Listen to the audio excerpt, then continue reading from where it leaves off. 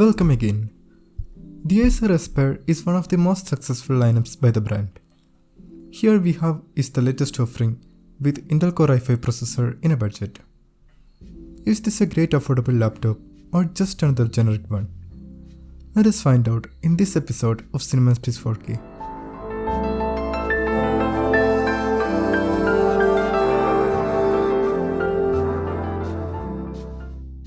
Even though this laptop was purchased for 46,000 rupees for the 16GB RAM configuration back in October last year, because of the AI bubble and greedy RAM chip manufacturers focusing more on HBM sales for data centers, the common public will be required to pay around 56,000 rupees for the same product but with a low 8 gigs of RAM. Anyway, let us start with the build quality. This laptop chassis is entirely made of poor quality plastic, which put even 30,000 rupees laptops to shame. The body is easily scratched, which scrapes away paint and exposes the raw plastic underneath, and this was happened just because we stacked the same model laptop on top of each other while carrying. My colleague accidentally dropped this laptop while it was still inside his bag, and that not only dented the corners but also rendered the display useless. You can't open this laptop with one hand either. My old Vaio laptop, which was bought for 36,000 rupees, and the MacBook Neo both can be opened with one hand. Again, shows poor quality engineering from Acer. The body doesn't lift up like Vaio and some Asus laptops. That means don't expect any better airflow on this. It opens to around 170 degrees of curvature, which is okay for the price. The cheaper Aspire Lite could do 180 degrees and was even 110 grams lighter at 1.59 kg compared to 1.7 on Aspire 3. Even though airflow is still restricted, the large air intake at the bottom helps a little to cool this machine down. Port selection is pretty good. On the left, you get a standard 19V DC input jack, two USB 3.2 Gen 1 ports, out of which one is USB-A and another is USB-C. There's an HDMI port as well. I couldn't find reliable information regarding its version, so I connected this laptop to a Sony 4K TV and it properly output 4K 60Hz signal. It had some trouble outputting 4K at 75Hz. That means we are almost sure that this is in fact an HDMI 2.0 port. There's also a Kensington port to lock it physically. On the right, there's a standard 3.5mm headphone jack, two USB 3.2 Gen 1 Type A ports, RJ45 port for support for Gigabit Ethernet, and a microSD card reader. This configuration makes the Neo feels like a toy. Apple should think about function, not just form. No HDMI or USB-A port is a deal breaker for me. I have no idea why Apple treats the Neo or even the Air like a big smartphone running macOS and not a proper laptop when it comes to ports. Let's discuss about the main component you will be looking at, the display. It is an off-the-shelf 15.6-inch Full HD IPS display from BOE with a refresh rate of 60Hz. That's the bare minimum which even sub 20,000 rupees laptops have. Even though according to the specs, it has just 45% NTSC and 68% sRGB coverage, the display looks fine. I have done some programming and have watched a movie and it looks pretty good. The display is contrasty for an IPS panel and has good viewing angles.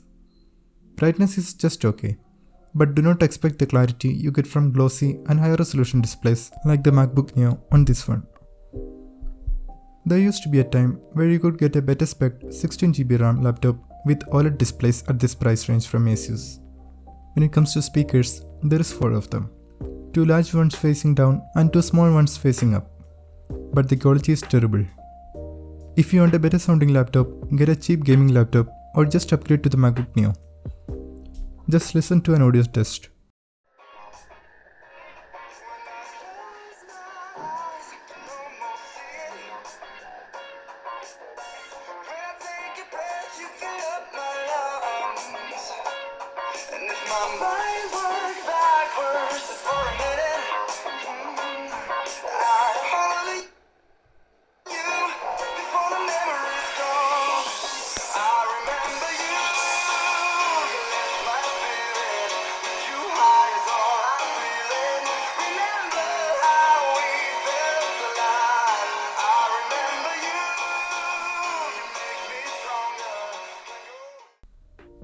I know I've been talking about the Neo for quite some time now. Even though I hate the greedy, evil Apple to the core for starting the trend of smartphones without headphone jack, Microsoft Windows 11, AI bubble, and the insane inflation of Windows laptops are making the Neo a better deal than ever before, honestly. When it comes to performance, the Core i5-1334U is okay if Windows was more optimized and if this product was priced at least 20,000 rupees lower. Just 1 year ago, we used to get a Ryzen 5 5625U and 16GB RAM powered Acer Aspire Lite for just 33,000 rupees. And this 8GB crap is priced at 56k. 8GB DDR4 RAM still cost only around 2,000 rupees higher than the last year pricing. And for 512GB NVMe storage also, it's not that high to price this 15 to 20,000 rupees higher than it's worth. Even at 36k, I'll choose another one.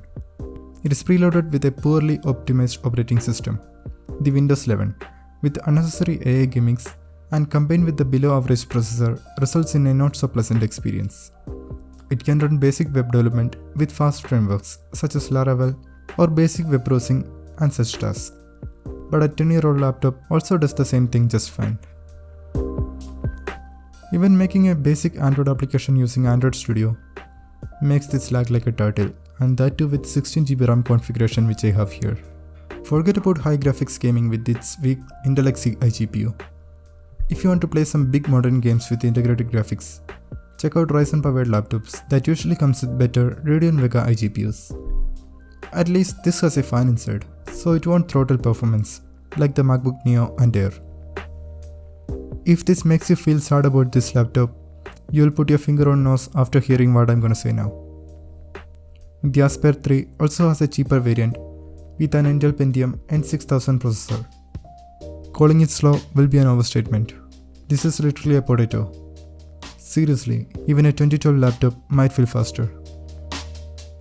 Despite having a 5-year-old cheap and slow processor, there is 12GB of DDR4 RAM with just one slot occupied and a fast 512GB NVMe storage. It's always at maximum CPU utilization while doing nothing. There is no fan or air intake holes. Only passive cooling is required for this 6W CPU, like the MacBook Neo or Air. There is no Ethernet jack either. The charger provided is a small 24W one. Despite having a lower voltage at 12 volts, it has the same DC connector as the more powerful variants. Plug a high voltage jack into this laptop and it could fry the charge controller. Thoughtful design, I must say. The crazy part is that the MRP of this Pentium laptop is 49,999 rupees. Get a 15-year-old e-waste grade system for 1/10 of the price, and that could be more powerful than this one. Not because of the processor alone, but the unoptimized, buggy, sloppy Windows 11 home operating system that comes with it. There are Microsoft Office apps present, but they didn't even come with a trial period, and we had to purchase subscription to use from day one. Let's come back to the Core i5 variant. This laptop with 8GB RAM now sells for 56,000 rupees on Amazon. Tell me a better joke than its pricing. Web camera has a physical shutter that covers both the camera and indicator light, but it won't shut the microphones. And it's another e-waste that can do 720p max with terrible video and sound quality. Again, the Full HD webcam on the MacBook Neo is miles better. The trackpad is pretty good though.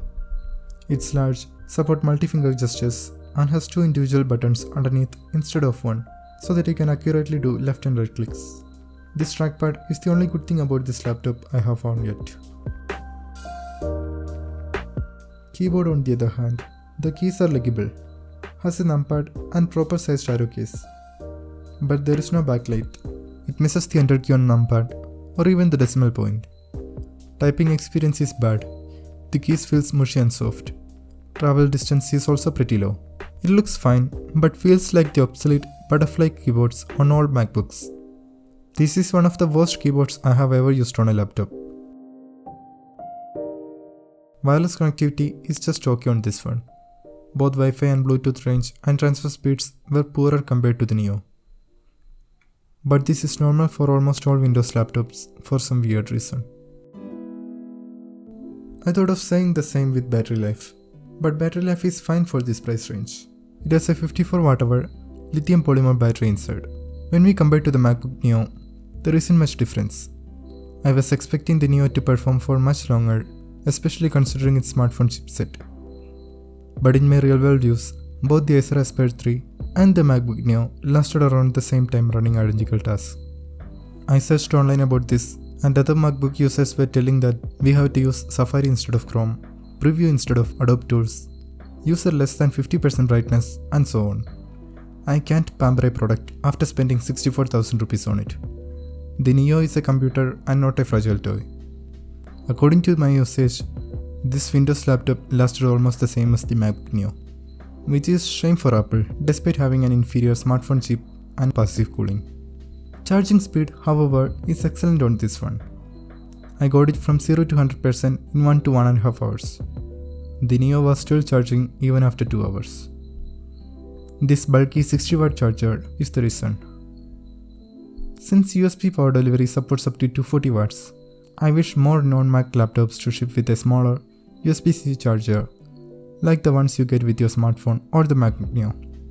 I'm not sure if it charges over USB-C. I tested with the Neo's 20-watt charger, it didn't detect a charger. Many laptops that comes with DC barrel jack could charge over USB-C if the charger can supply at least 20 volts, like on my Vaio. Maybe that's the reason. Neo's charger can do only 12 volts max. The Acer Aspire 3 is an expensive, low-quality, slow-performing laptop computer with unnecessary AI gimmicks and a poorly optimized, buggy operating system. While the port selection, trackpad and battery life are good for this price range, at 56,000 rupees, this is a very bad deal. If you're okay with macOS and poor selection of ports, I suggest you to upgrade to the MacBook Neo by spending another 9,000 rupees. If you absolutely want a good Windows laptop at this price range, I'm sorry to say that it is not early 2025 anymore. The AI bubble, greedy corporations, and lack of optimized operating system has made affordable Windows laptops absolute garbage. We have bought the 16GB configuration for 46,000 rupees on October 2025. Now the 8GB variant is selling for 56,000 rupees. If you are getting this laptop, I suggest you to upgrade RAM to 16GB as there's a spare slot inside it thankfully, and install in a Linux-based OS or Windows 10 IoT Enterprise LTSC edition, as they perform better and isn't overloaded with AI gimmicks like the pre-installed Windows 11 OS. Well, that comes to the end of the review. Thanks for watching.